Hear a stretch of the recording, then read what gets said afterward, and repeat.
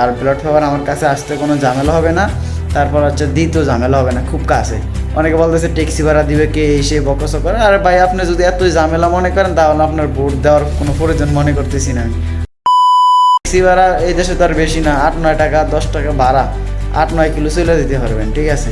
তো এইগুলো যদি আপনারা যদি এত কিছু মনে করেন তাহলে আর তো ভোট দেওয়ার কোনো প্রশ্ন হয় না। তাহলে তো কোনো দলকে বা ভালোবাসা আপনি দেখাইতেছেন না।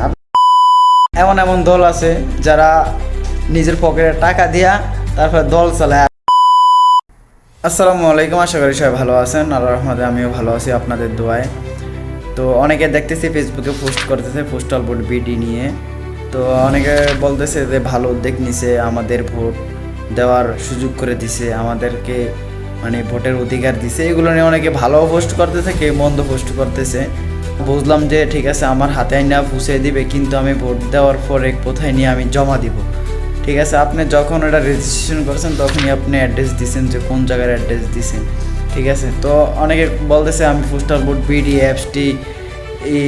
অ্যাপসটির মাধ্যমে যখন আমি রেজিস্ট্রেশন করে আমার ব্যালট পেপারটি এই দেশে আনবো, আনার পরে আমি ভোট দিব, ভোট দেওয়ার পরে এটা আবার কোথায় নিয়ে জমা দিব। তো আপনাদেরকে আমি বলে রাখি, আপনারা যেমন বাংলাদেশে পোস্ট অফিস আছে, সৌদি আরব বিভিন্ন সব দেশই পোস্ট অফিস আছে, ঠিক আছে। তো পোস্ট অফিসের মাধ্যমে আপনি জমা দিবেন, আপনি যে অ্যাড্রেস দিবেন ওই অ্যাড্রেসের অফিসে নিয়ে আপনি জমা দিবেন, ঠিক আছে। তো আপনারা সবচেয়ে কাছে কোন জায়গায় অফিস আছে এটা তো আর আমাদের এলাকা না বা কি আশপাশ আমরা তত জানি না। তো জানি না কি হয়েছে, কিন্তু আমাদের হাতের মুঠে পৃথিবীর সব কিছুই রয়েছে, ঠিক আছে। তো আপনি গুগল ম্যাপে ঢুকবেন, ঢুকে আপনি পোস্ট অফিস লিখবেন, লেখার পরে দেখবেন মানে আপনার আশপাশে যত পোস্ট অফিস আছে সবগুলো চলে আসবে। তো আপনি একটা একটা করে চেক করবেন, চেক করার পরে দেখবেন কোনটা আপনার কাছ থেকে ধারে, ঠিক আছে। কোনোটা থাকতে পারে 5 কিলো দূরে, কোনোটা 1 কিলো, কোনোটা আবার কাছে আরও কাছে থাকতে পারে 500 মিটার, 200 মিটার, 300 মিটার এরকম দূরেও থাকতে পারে। তো আমি যে জায়গায় আছি এই জায়গা থেকে আমার হাইটটা যাইতে আপনার 8-9 মিনিট লাগবে।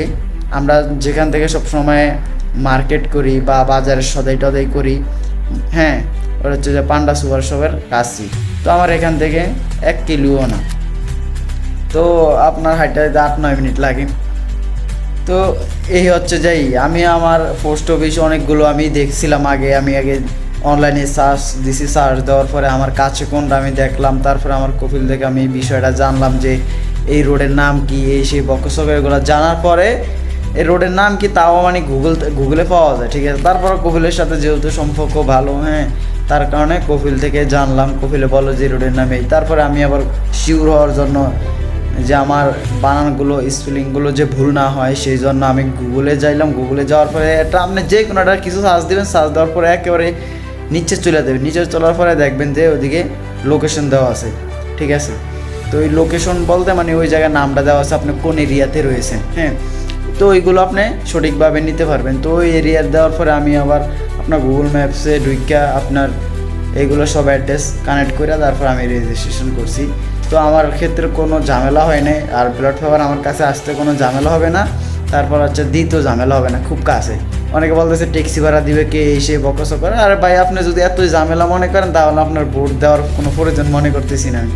আপনি ভোট হয়ে যে বাংলাদেশে যে বিমান দিয়ে আসবেন আবার আসবেন, হ্যাঁ, 70-80 হাজার টাকা খরচ করে যাইবেন, সমস্যা কি। আপনি এই জায়গাতে না মানে ট্যাক্সি ভাড়া এই দেশে তো আর বেশি না, 8-9 টাকা 10 টাকা ভাড়া, 8-9 কিলো চলে দিতে পারবেন, ঠিক আছে।